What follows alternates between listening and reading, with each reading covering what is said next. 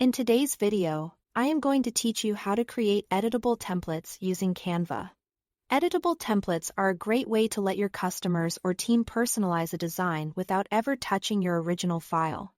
The key is using Canva's template link, which forces a fresh copy for each person. Start by creating your design in Canva just as you normally would.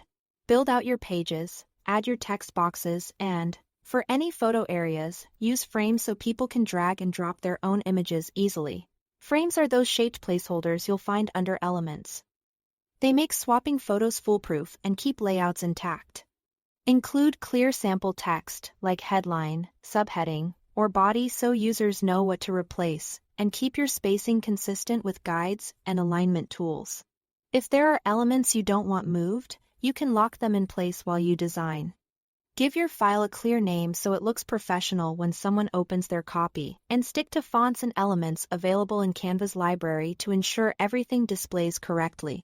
When everything looks the way you want, you are ready to turn it into a template. Go to the top right corner and click Share.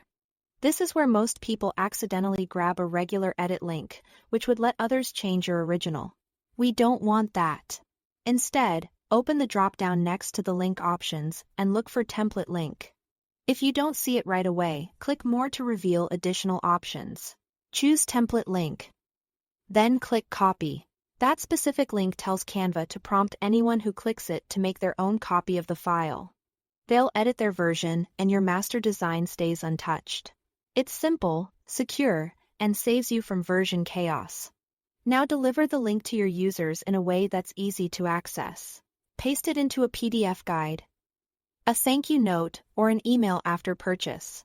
For a polished look, hyperlink a line like "click here to access your template" rather than pasting the raw URL.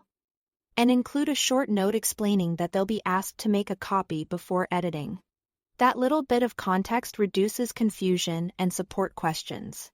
That's it. Thanks for watching.